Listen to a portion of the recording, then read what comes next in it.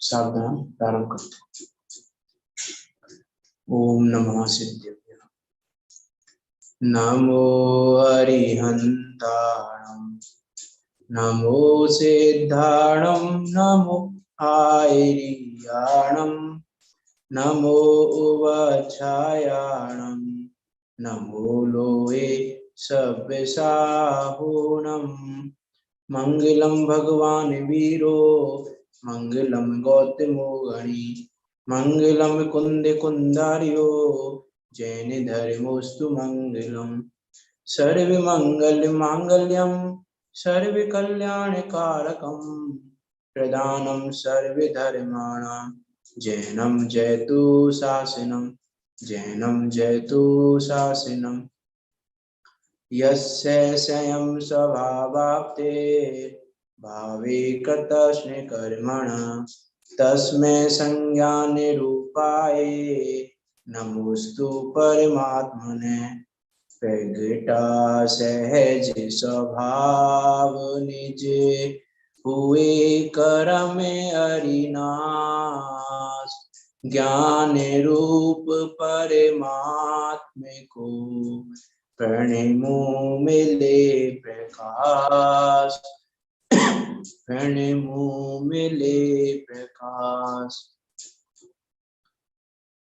आचार्य पूज्यपाद स्वामी द्वारा विरचित 51 गाथाओं में निबद्ध यह इष्टोपदेश नामक ग्रंथ जो कि सहज और सरल भाषा में लिखा हुआ है ले जाने वाला है, उस मोक्ष के मार्ग का प्रकाशन करने वाला है, सुखी होने का उपाय बताने वाला है।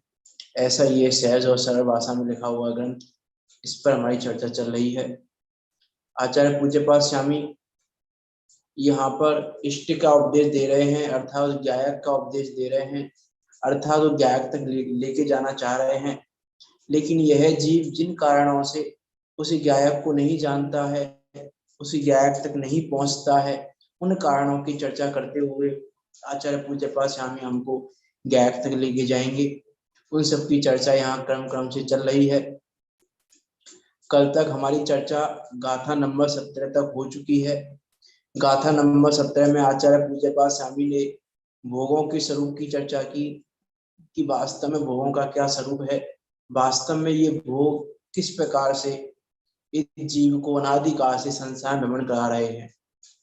अनादिकाल बीत गया, आज की बात नहीं, अनादिकाल बीत गया है। बेई भोग नहीं नवीन चित्त है मोड़ा, जिनको अनंतों बार भोग भोग कर छोड़ा है। बेई भोग नहीं नवीन चित्त है मोड़ा, अज्ञान बस उच्चेष्ट भोगी अब ना बनूंगा।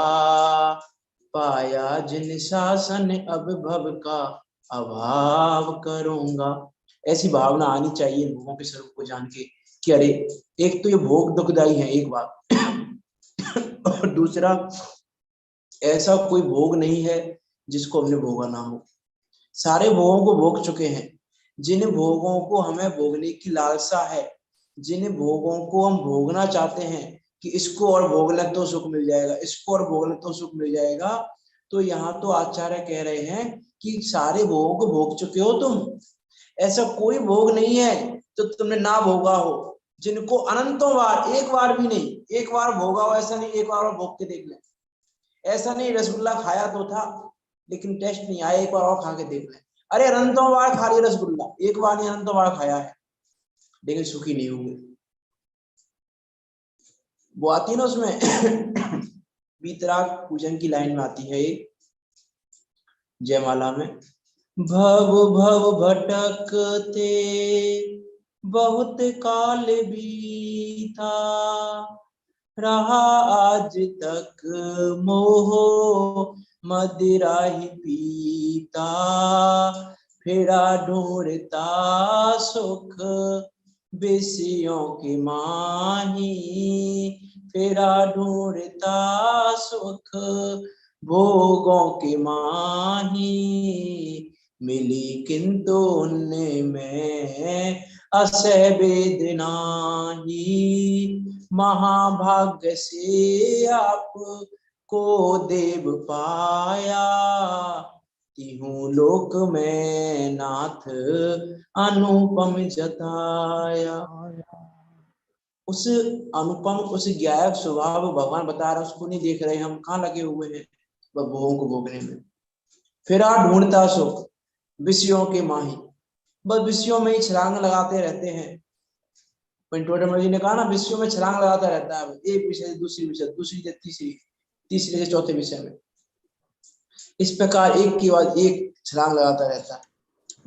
जैसे कप में बैठ मक्खी पंख को लिपटाती है, वैसे यह विषयों में छलांग लगा लगा के, जैसे मक्खी उसमें कप में गिर जाती है ना, छलांग लगाती है, उसमें गिर जाती है और अब फिर बचने का कोई उपाय नहीं है। ऐसा है यह जीव के द्वारा विषयों रूपी कप में, इस विषयों के भोगों के कप में गिर जाना, और अब कोई उपाय नहीं मिल रहा। इसलिए आचार्य पूज्य पाद स्वामी कह रहे हैं कि समझ जाओ पहले ही उस कप में ना नहीं गिरो, उस मक्खी की तरह अपने प्राणों को नहीं गवाओ, ऐसी यहाँ बात कह रहे हैं। और वास्तव में यह जीव जो भी भोग भोगना चाहता है, जिन भी विषयों का सेवन करना चाहता है, वो एकमात्र इस शरीर के लिए करना चाहता है।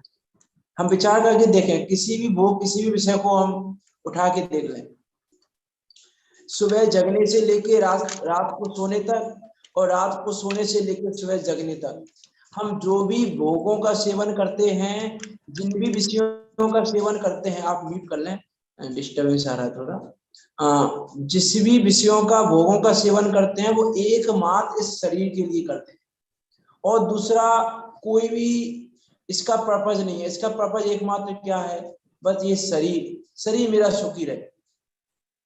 अब देखो, शरीर के लिए करता है, करता तो अपने लिए है, लेकिन इसने शरीर को ही अपना माना हुआ है। तन उपजत अपनी उपज जान, तन नसत आपको नास मान, कि उसमें एकत्व किया हुआ है, शरीर को इसने माना हुआ है मैं हूं, और सब काम अपने लिए करता रहता है, अर्थात शरीर के लिए करता रहता है। तो यहाँ आचार्य पूज्य पाद स्वामी कह रहे हैं कि भाई जिसके लिए तू इन भोगों को भोगता है, देखो क्या कह रहे हैं यहाँ पे, पेज नंबर कितना 45 पे आचार्य फिर से कहते हैं कि और जिसके लिए भावार्थ चल रहा है, भावार्थ नहीं, भावार्थ नहीं, ये 45 पे जो हमारी 70 नंबर का भावार्थ समाप्त हुआ है, 18 नंबर की आचार्य फिर कहते हैं, हाँ, जो 4 लाइन की भूमिका दी है आचार्य पूज्य पाद देख उत्थान का। हाँ, आचार्य फिर से कहते हैं कि जिसके लिए वे हैं, किसके लिए हैं वे, जिसके लिए अर्थात किसके लिए, शरीर के लिए। वे अर्थात कौन, भोग, कि शरीर के लिए भोग हैं, वह इस प्रकार है, जिसके लिए ये भोग है वह इस प्रकार है, अर्थात उस शरीर का स्वरूप तो देख एक बार, उस शरीर का स्वरूप कैसा है, उस शरीर के स्वरूप का विचार तो कर एक बार। अर्थात भद्र, हे भद्र परिणामी जीव, जिस शरीर के लिए तू अनेक दुखों को, बेकार से भोग की वस्तुओं को प्राप्त करना चाहता है, तो जिस शरीर के लिए दुखों को प्राप्त करना चाहता है, भोग वस्तुओं को प्राप्त करना चाहता है, उसका लक्षण तो जान एक बार, उसका स्वरूप तो समझ ले एक बार, कि इसका स्वरूप क्या है वास्तव में। इसके स्वरूप को समझना तो पड़ेगा कि क्या स्वरूप है इसका। उसी के स्वरूप की यहाँ आचार्य पूज्य पाद स्वामी इस अगली 18 नंबर की गाथा में यहाँ उसका स्वरूप बता रहे हैं। देखो शरीर का स्वरूप जानना बहुत आवश्यक है। क्यों आवश्यक है शरीर का स्वरूप जानना? देखो भावना अधिकार में रतन सावकाचार्य जी में एक लाइन आई है कि इस शरीर को दो चीजों का स्वरूप अवश्य जानना चाहिए। किनका स्वरूप? दो कौन सी चीजें हैं? एक तो जगत का स्वरूप और एक शरीर का स्वरूप। इन दो का स्वरूप तो अवश्य जानना ही चाहिए।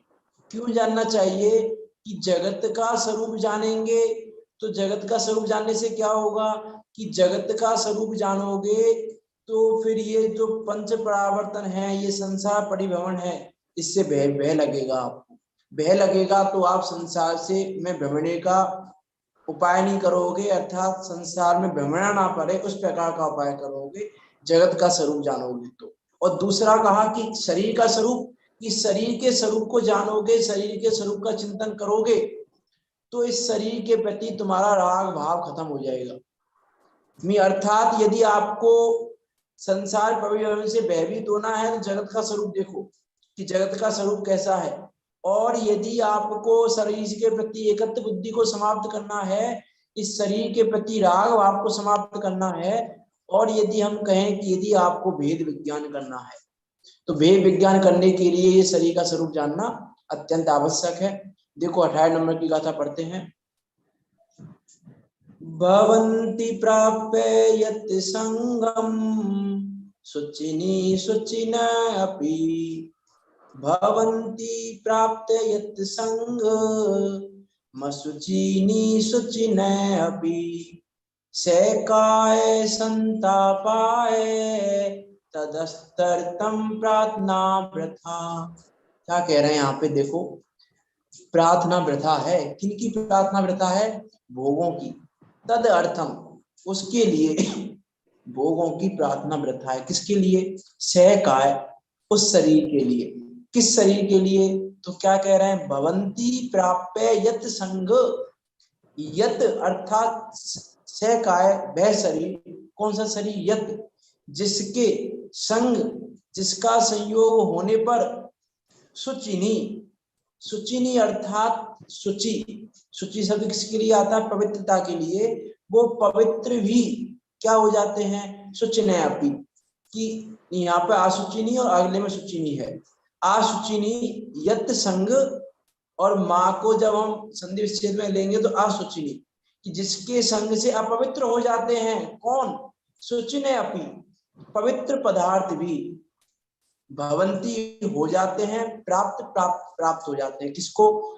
अशुचिनी, अपवित्रता को। किसके संग से? इस शरीर के संग से। जो ये शरीर कैसा है कि जिसके संग से ये पवित्र पदार्थ भी अपवित्रता को प्राप्त हो जाते हैं, एक बात। और संतापा है, संतत आपाय, संसत अपाय, सतत अपाय बोल सकते हैं उसको। सतत अर्थात कंटिन्यू क्या देने वाला है? अपाय अर्थात दुखी ही करने वाला है ये शरीर। ये शरीर एक तो इसके संयोग से अपवित्रता हो जाती है। इस शरीर का क्या स्वरूप है? वास्तव में विचार करके देखें हम कि ये शरीर कितना अशुचि है, ये शरीर कितना अपवित्र है। आचार्यों ने तो ऐसा कहा है कि ये शरीर क्या है? मल का कारखाना है, अपवित्रता की खान है। अपवित्रता की खान, मल का कारखाना, इस प्रकार के शब्दों का प्रयोग किया है शरीर के लिए। यह तो प्रति समय रोगों का बिल है, रोग रूपी सर्पों का बिल है। ऐसी उपमा दी है रत्न साहब में कि ये शरीर तो रोग रूपी सर्पों का बिल है। अनित्य तो है ही, नित्य तो रहता ही नहीं है, अनित्य है, दुख का कारण है, अपवित्र है, निसार है, कोई सारभूत नहीं है। करोड़ों उपाय करने पर भी टिकता नहीं है, करोड़ों उपाय करने पर भी नष्ट हो जाता है। इस शरीर को कितना धोए हम कि ये शरीर पवित्र हो जाए? बताइए, कितना धोया जाए? कितना भी धो लो, यह शरीर मैल ही निकालेगा, अपवित्र ही करेगा। विचार करके देखें हम कि ये शरीर कैसा है। इस शरीर में जो भी डालो आप, उसको अपवित्र कर देता है। अच्छे अच्छे पकवान खाए हमने, लेकिन क्या करता है? मल बना देता है। में विचार करके देखें हम कि ये शरीर का स्वरूप कैसा है। 12 भावनाओं में अशुचि भावना आती है। उस अशुचि भावना में शरीर के स्वरूप की चर्चा आती है विस्तार से, आप सबने सुनी भी होंगी। अशुचि भावना में कि वास्तव में शरीर का क्या स्वरूप है, लेकिन उस शरीर के स्वरूप का चिंतन नहीं करते। हम प्रति समय शरीर को संभालने में, शरीर को बनाए रखने में, शरीर को हष्टपुष्ट रखने में निरंतर यह जीव अगणित उपाय करता रहता है, लेकिन वास्तव में एक बार शरीर के स्वरूप का विचार नहीं करता कि ये शरीर का स्वरूप कैसा है। रोगों का घर है। वास्तव में तो इस शरीर में रोग हो जाए इसका आश्चर्य नहीं होना चाहिए। शरीर में रोग ना हो तो आश्चर्य होना चाहिए कि रोग तो नहीं हो रहा है। विचार करके देखें हम कि कोई कचरे का ढेर है। अब कचरे का ढेर है तो हम कहें कचरा क्यों नहीं आ रहा है इसमें से बाहर, इसमें से स्मेल क्यों नहीं आ रही है बाहर? तो आचार्य होना चाहिए ना। कचरा पड़ा है, कचरे का ढेर पड़ा है, उसमें स्मेल आ रही है, तो इसमें क्या आचार्य है? आ रही है स्मेल तो आएगी, क्योंकि वो स्मेल स्मेल उसी में वो है कचरे का ढेर, तो कचरे के ढेर में से तो स्मेल ही आएगी। ऐसे ही ये शरीर तो रोगों का घर है, तो इसमें रोग तो आएंगे ही आएंगे। अरे एक एक रोग में 96 रोग कहे हैं, अरबों में है गिनती रोगों की। आचार्यों ने अरबों में गिनती कही है कि इतने रोग पाए जाते हैं शरीर में। एक रोग में 96 है, तो आप विचार कर लो कि कितने होंगे। इतने रोगों का घर है ये शरीर, और फिर भी है जी इस शरीर के लिए दुखी होने को तैयार है। इस शरीर के लिए रोटी कपड़ा मकान चाहिए हमको, तो क्यों, किसके लिए चाहिए रोटी कपड़ा मकान? शरीर के लिए। इसके लिए दुखी होता रहता है। भोग भोग इसको इसके लिए चाहिए। ये पंखे की हवा किसके लिए चाहिए आपको? एसी किसके लिए चाहिए आपको? गाड़ी बंगले किसके लिए चाहिए आपको? कौन रहेगा उन गाड़ी बंगलों में? कौन खाएगा पंखे की हवा? कौन खाएगा एसी की हवा? विचार तो करके देखें, हम किसके लिए कह रहे हैं हम ये सब?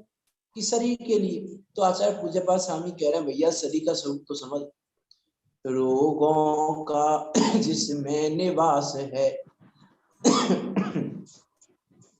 असुचि पिंड ही है यह देह, देख कौन सी इसमें सुषमा, करता है तू इस पर ने।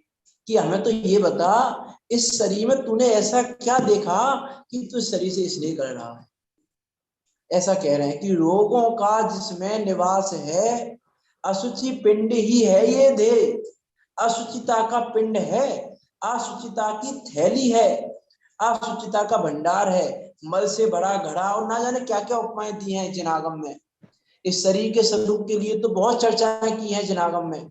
मल का घड़ा है, अब मल के घड़े को कितना धोएं? गंगा नदी में धोएं कि यमुना नदी में धोएं? कौन सी नदी में धोएं कि ये शुद्ध हो जाए? कि किसी नदी में धो शुद्ध नहीं होने वाला।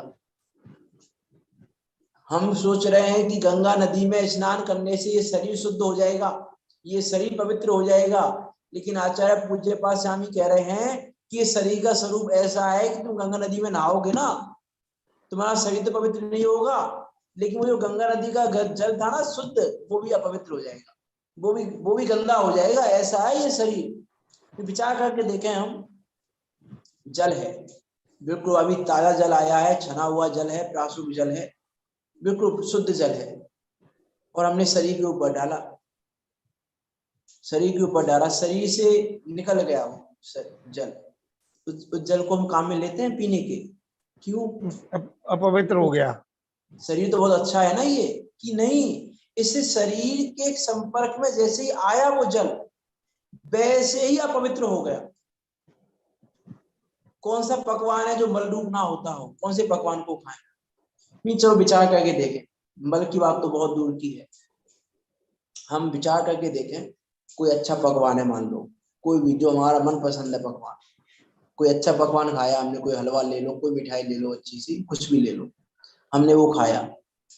हमने मानो रसगुल्ला ही है, मान लो रसगुल्ला है, रसगुल्ला भी छोड़ो, कुछ भी ले लो, एस्पाइजर मिठाई, कोई मिठाई है, उस मिठाई को हमने मुंह में रखा खाने के लिए। अब हमने मुंह में रखा ही था, मुंह में रख लिया हमने अच्छे से, उसके बाद हमारे मन में आया कि अरे यार अभी नहीं, 2 घंटे बाद खाएंगे इसको, अभी खाने की इच्छा नहीं हो रही, 2 घंटे बाद खाएंगे। तो उसको निकाल के हम उठा के रख सकते हैं कि भैया उठा के रख दें, 2 घंटे बाद खा लेंगे? कि नहीं, नहीं रखते उसको। अब उगलेंगे तो फिकेगा ही फिर वो। इसका मतलब क्या है? उगलते ही, अभी कितनी देर हुई है हमको, कुछ सेकंड हुई है बस, कुछ सेकंड हुई है उस मिठाई को मुंह में रखते ही, निगला भी नहीं है उसको अभी हमने, अभी मुंह में रखा ही था। अब मुंह में रखने के बाद हम ये सोचें कि 2 घंटे बाद खा लेंगे, तो पॉसिबल है क्या? है पॉसिबल? खा सकते हैं कि नहीं? क्यों नहीं खा सकते? क्योंकि उस मिठाई ने जब तक मुंह में नहीं गई थी तब तक तो हमको थी सही। जैसे ही इस शरीर का स्पर्श हुआ, वैसे ही क्या हो गया? अपवित्र हो गई। अब वो अपवित्र है, और निगलनी फिर तो बात ही अलग है। निगलने के बाद उगली तो फिर वो वॉमिटिंग है, उसको तो कोई देखना ही पसंद नहीं करता। विचार तो करके देखें हम कि शरीर का स्वरूप कैसा है, ये शरीर कैसा है। 12 भावनाओं में आता है ना, दिमे चाम चादर मणि हार पिंजरा दे, भीतर या सम जगत में और नहीं गिनगे। कैसा है ये, दिमे चाम चादर मणि, ये ऊपर चमड़े की जो चादर है, चमड़े की जो परत है, ये चमड़े की परत चमक रही है। हमको क्या लग रहा है, इस हम चमड़े की परत को चमकाने में लगे हुए हैं, थोड़े और गोरे हो जाए, थोड़ा और अच्छा दिखने लग जाए, थोड़े साफ सुथरे हो जाए, थोड़ा ऐसे लगने लग जाए, थोड़ा इस चमड़े को हष्ट पुष्ट करने में लगे हुए हैं, चमकाने में लगे हुए हैं। दिमे, दिमे आने चमक है उसमें, किसमें, चाम चादर मड़ी, अंदर किसके ऊपर मड़ी हुई है वो चादर, चाम रूपी चादर, वो चमड़े रूपी चादर किसके ऊपर मड़ी हुई है, हार पिंजरा दे। हार पिंजरा, हड्डियों का पिंजरा है। विचार करके देखें हम कि यदि ये थोड़ी सी कभी हमें कहीं पर मान लो लग जाए, खरोंच आ जाए, कहीं पे ये चमड़ी हट जाती है थोड़ी सी, तो उस एरिया को देखना पसंद नहीं करते। जब वो दिखता है ना सफेद सफेद एरिया, हड्डियां दिखती हैं और खून दिखता है और वो जो मांस रुधिर सब कुछ दिखता है अंदर, उसको क्या बोलते हैं, चलो छोड़ो, अंदर क्या क्या भरा हुआ है, राग रुधिर मल थैली, सब कुछ है अंदर। ये जब सब कुछ दिखता है, हमको लग जाती है, तो उसको देखना पसंद नहीं करते। जब कहीं से थोड़ी चमड़ी हट जाती है ना, तो उसको ढक के रखते हैं, उसको हम खुद देखना पसंद नहीं करते, दूसरों की बात तो बहुत दूर की है। तो क्या इनको देख के हमको शरीर के स्वरूप की खबर नहीं लगती, क्या विचार नहीं आता हमको शरीर का स्वरूप कैसा है। ये शरीर का स्वरूप ऐसा है, ऐसा मान लो जैसे सोने का वर्क है मिठाई पे, तो अच्छा है कि नहीं है, सोने का वर्क अच्छा है कि चांदी का वर्क अच्छा है, बताओ मिठाई पे कौन सा वर्क चढ़ाए तो मिठाई अच्छी होगी, सोने के वर्क की कि चांदी के वर्क की, बताएं आप, सोने की वर्क की मिठाई अच्छी है कि चांदी के वर्क की। आपकी आवाज नहीं आ रही, म्यूट है आपका।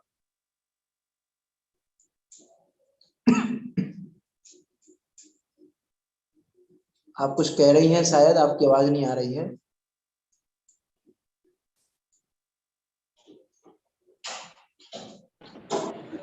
ठीक है। हाँ हाँ, अब आ रही है आवाज, बताइए। वर्क तो अशुद्ध ही है, दोनों ही, चाहे चांदी का हो चाहे सोने का हो।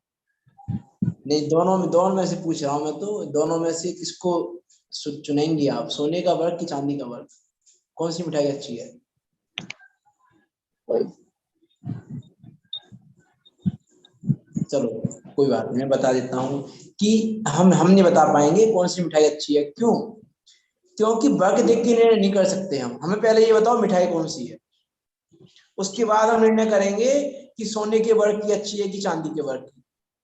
अब मैं कहूँ सोने का वर्क चढ़ा हुआ है, लेकिन मिठाई क्या है, गोबर की मिठाई है, गोबर की मिठाई बना दी है हमने, बिस्टा की मिठाई बना दी है हमने, वो मिठाई है, और फिर सोने का वर्क चढ़ाया हुआ है।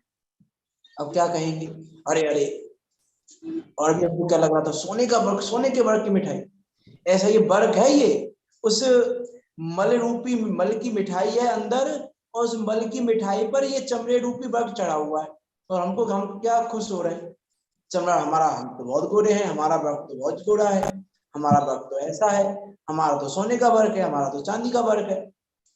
कि अरे ये वर्क से कुछ नहीं हो रहा है, अंदर में मिठाई कैसी है वो, कि मल मल रूप है, वो हमको दिखाई नहीं दे रहे, उसका हम विचार नहीं कर रहे कि मिठाई कैसी है ये वास्तव में,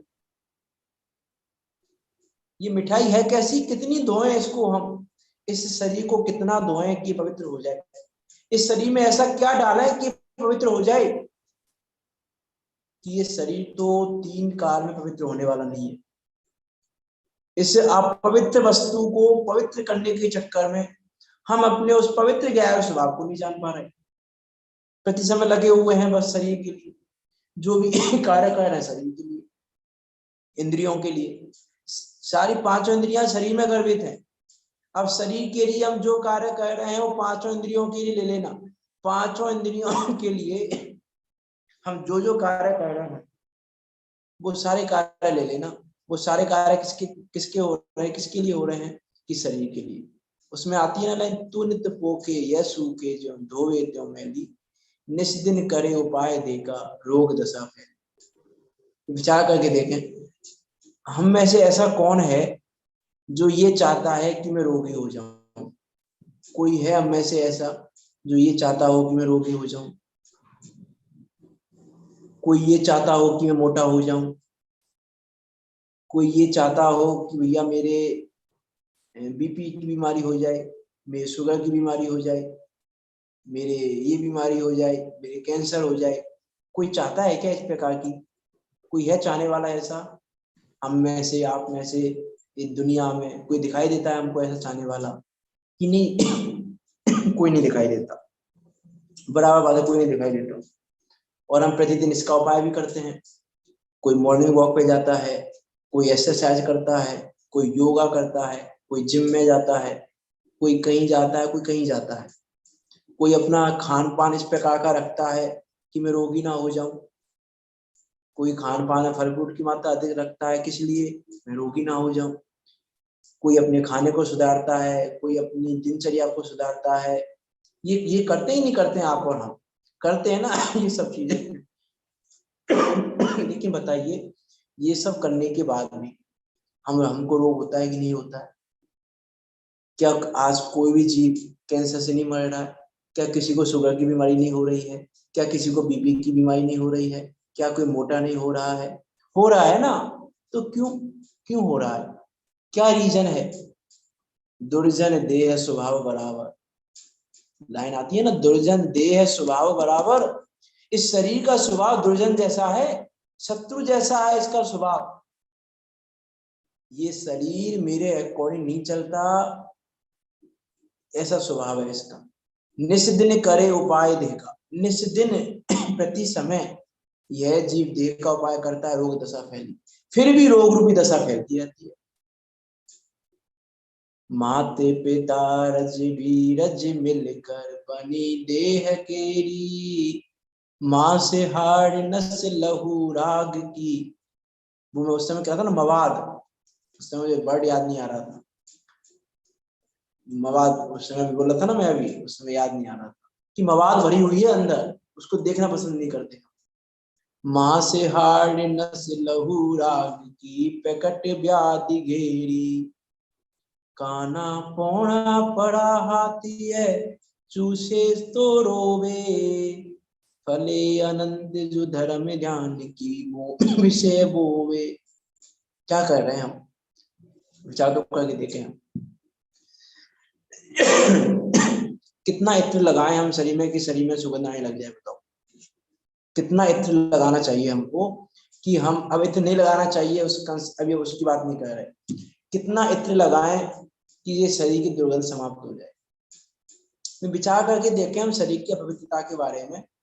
हम सुबह नहा धोकर जब शुद्ध वस्त्र पहनते हैं तो अगले दिन उन्हीं वस्त्रों को नहीं पहनते। क्यों नहीं पहनते अगले दिन उन्हीं वस्त्रों को? कि अब ये वस्त्र शरीर के संपर्क में आ चुके हैं, अब ये अपवित्र हो चुके हैं, अब इनको दोबारा धोने की आवश्यकता है। विचार तो करके देखें हम, शरीर की अपवित्रता कैसी है, ये शरीर की अशुचिता कैसी है। मैं एक बार जिन कपड़ों को पहन लिया उन कपड़ों को दोबारा नहीं पहनते, अपवित्र हो जाते हैं। ऐसे हैं, कितनी सुगंध लगाएं, कितनी, आज का तो पता नहीं क्या क्या चल रहा है। लोग क्या क्या नहीं करते इस शरीर की दुर्गंध को छुपाने के लिए। आजकल तो ड्यू और पता नहीं क्या क्या चल रहा है। अब वो तो आप और हम हैं जो इन चीजों का प्रयोग नहीं करते। नहीं, लोग तो पता नहीं क्या क्या शरीर की दुर्गंध को छुपाने के लिए क्या क्या कर रहे हैं, लेकिन फिर भी शरीर की दुर्गंध छुप नहीं गई। इसका अर्थ क्या है कि देखो, जैसे मान लो कहीं कचरे का ढेर पड़ा हुआ है, डेली एक सिटी में मान लो एक एरिया है जहाँ पे पूरे सिटी का कचरा डाला जाता है। कचरा डाल 10 दिन हो गए कोई उठा नहीं रहा है वहां से, तो क्या होगा उसमें से? दुर्गंध है। दुर्गंध दुर्गंध आ रही थी तो हमने क्या किया, दुर्गंध आ रही थी तो हमने वहां पे सुगंधित वस्तुओं का वहां पे हमने छिड़काव करा दिया। सुगंधित जो भी वस्तु हो एसवाइज है, वो सुगंधित वस्तुओं का छिड़काव करा दिया। और हमको क्या लगा कि देखो दुर्गंध समाप्त हो गई। तो दुर्गंध समाप्त हुई कि नहीं हुई? कि नहीं, 5 मिनट 10 मिनट में फिर से दुर्गंध आने लग जाएगी, 15 मिनट में, आधा घंटे में दुर्गंध आने लग जाएगी। क्यों? क्योंकि दुर्गंध का कारण तो वहां विद्यमान है ना। दुर्गंध को हटाने के लिए क्या करना, कि दुर्गंध को हटाने के लिए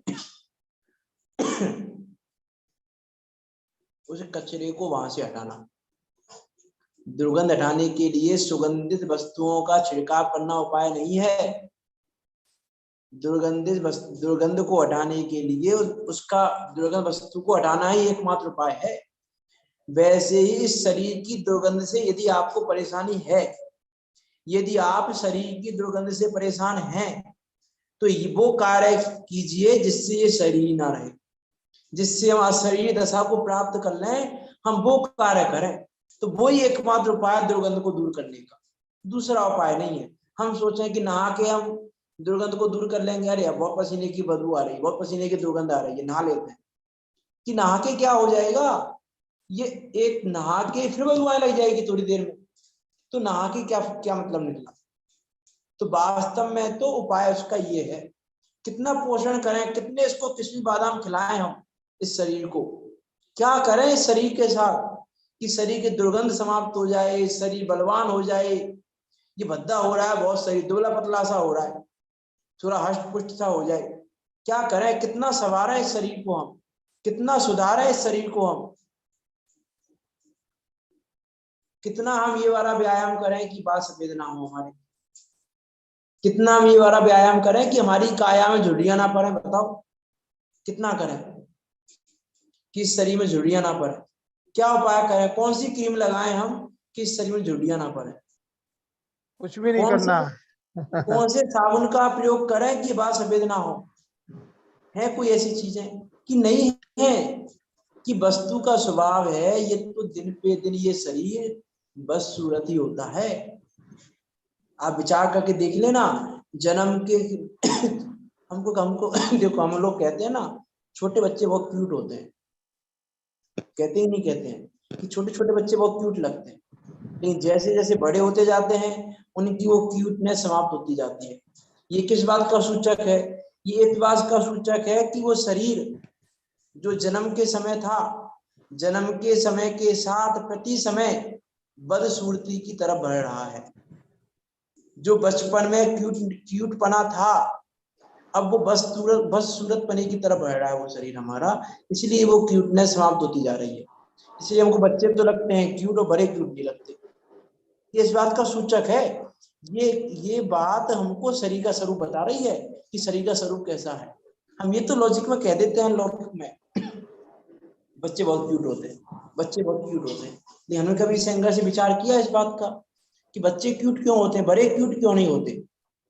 इसका अर्थ है ये देखो प्रकृति की व्यवस्था है, ये प्रकृति की व्यवस्था ये समझा रही है कि भैया बाल पने से जब युवा पने में जीव जाता है तो सही बदसूरत हो जाता है, और जब युवा पने से वृद्ध पने में जाता है तो और भी ज्यादा बदसूरत हो जाता है। विचार करके देखना शरीर का स्वरूप कैसा है। पुद्गल के स्वभाव है पूरन और गलन, क्यों साहब? पूरन गलन स्वभाव है पुद्गल का, तो शरीर तो पुद्गल का ही बना हुआ है, तो वो तो उसमें तो कुछ हमने तो ऐसा मान रखा है जीव है ये, हमने तो इसी को जीव मान रखा है। हमने पुद्गल माना है, हमने इसको पुद्गल माना ही नहीं है। हम यदि इसको पुद्गल मान लें तो फिर तो वेद विज्ञान ही हो जाएगा। वेद विज्ञान में है ही क्या है, वेद विज्ञान में यही है ना, बस शरीर को पुद्गल जान लो, अपने को जीव जान लो, वही तो नहीं जानेंगे हम। आज खांसी ज्यादा आ रही है, चलो करते हैं, भी समय है थोड़ा सा। देखो रत्नांग श्रावकाचार्य जी में भावना अधिकार में शरीर के संबंध में 2 पैराग्राफ दिए हैं, मैं उनको पढ़ के बोलता हूँ, आपको विचार करना शरीर का स्वरूप कैसा है। देखो, यह शरीर धोते धोते हुए भी मैल कोई उगलता है, सुगंध इत्र फुले लगाते लगाते दुर्गंध का भवन करता है, लगाते लगाते भी लगाते लगाते भी दुर्गंध का भवन करता है, पोसते पोसते भी बर्बाद नहीं होता। बहुत सारे जीव होते हैं जो चाहते हैं कि भैया हम बहुत पतले दुबले हैं, मोटे हो जाएं, पापा के पहुंचन आ रहे हैं। बहुत बहुत हम दुबले पतले हैं, मोटे हो जाएं, तो किस्में बादाम ये और ये खाते रहते हैं, लेकिन फिर भी बर्बाद नहीं होता सही। और किसी का कोई सोचता है भैया हम खाएं नहीं, हम बहुत मोटे हो रहे हैं, पतले हो जाएं, पतले नहीं हो पाते। कि शरीर का स्वरूप ही ऐसा है, ना तो तुम्हारे अधीन है और अपने अधीन कृष्ण पन्ने को प्राप्त होता रहता है।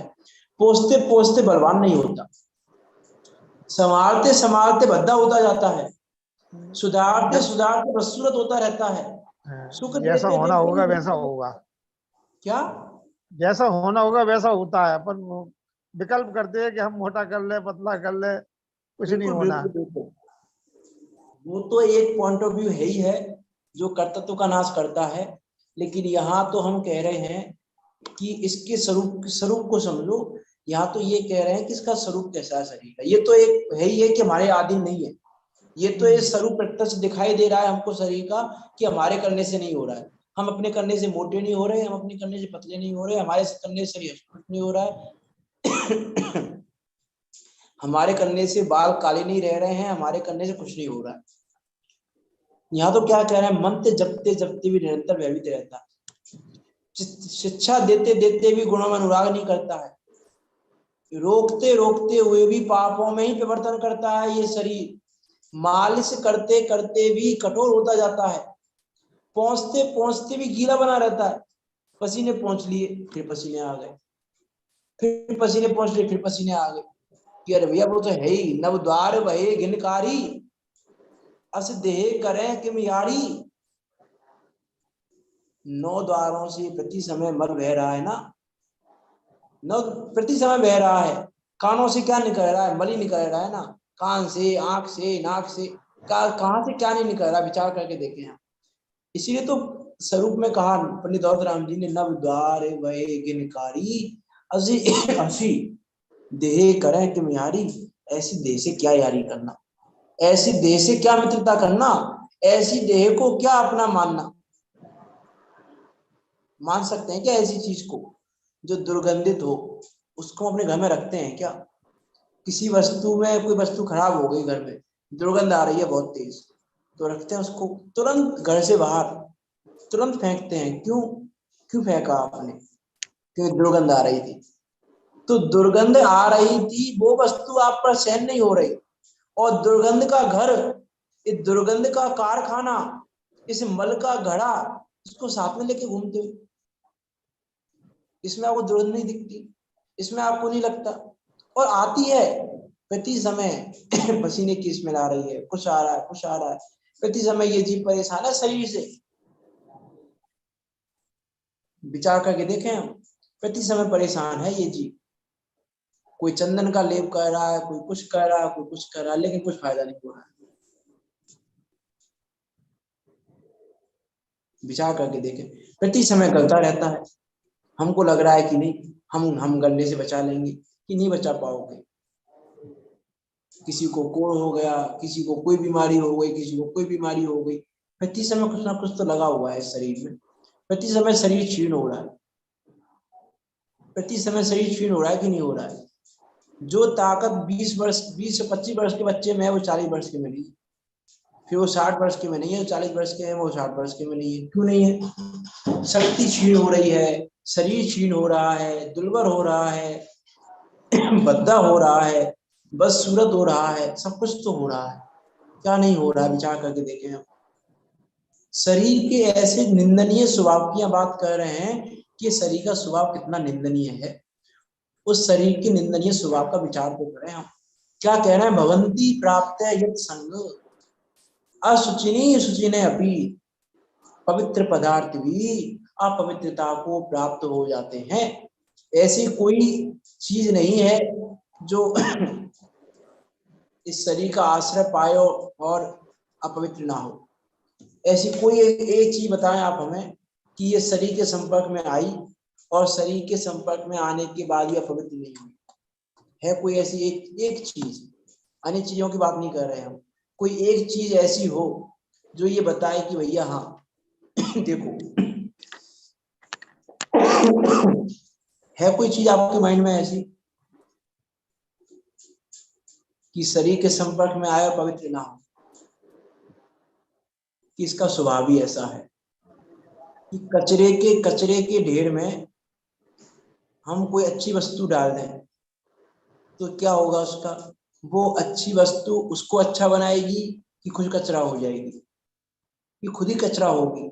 कचरे के ढेर में कुछ डालेंगे तो वैसे इस मल के घड़े में हम क्या डालें कि वो मल रूप ना हो, कि मल के घड़े में जो भी डालोगे वो मल से सना हुआ ही आएगा, वो मल रूप ही हो जाएगा।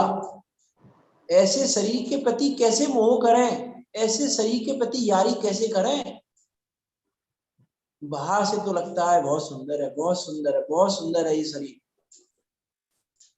हम सबको ये लगता है, क्या लगता है कि बहुत सुंदर है ये शरीर, लेकिन इसके अंदर जो मांस, रक्त, पीप, विष्ठा ये सब भरा हुआ है, ये दिखाई नहीं देता। अभी कहा ना चर्बी कैसी है, सोने के वृक्ष जैसी है। हम सोने के वृक्ष से निर्णय ना करें, हम ये देखें मिठाई किसकी है।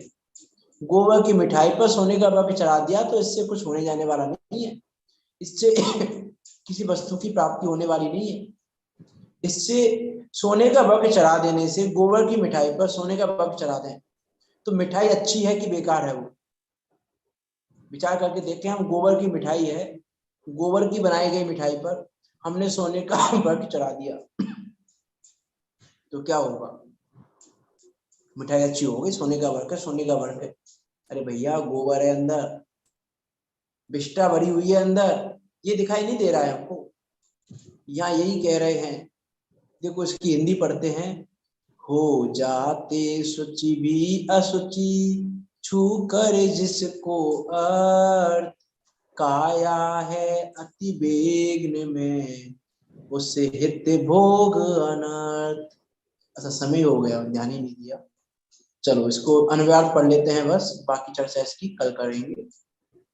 जिसका संग पाकर पवित्र पदार्थ भी अपवित्र हो जाते हैं, वह शरीर हमेशा बाधाओं सहित है, इसीलिए उसके लिए इन भोगों की प्रार्थना करना, आकांक्षा करना, वांछा करना व्यर्थ है। किसी काम की नहीं है वो वांछा, किसी काम की नहीं है वो उपभोग इस शरीर के लिए, क्योंकि ये शरीर अपवित्र रूप ही है। ऐसे शरीर के स्वरूप को जानकर हम इस शरीर के प्रति अपने ममत्व भाव को कम करें और कम करते करते उसको मिटाएं, और इस शरीर के प्रति ममत्व भाव को मिटाकर, इस शरीर के प्रति एकत्व भाव को मिटाकर हम अपने ज्ञायक स्वभाव में अपने एकत्वपने को स्थापित करें, और उस एकत्वपने को अपने ज्ञायक स्वभाव में स्थापित करके आप और हम सब मोक्ष मार्ग में परिवर्तन करें। इसी मंगल भावना के साथ अभी की बात को यहाँ विराम देते हैं।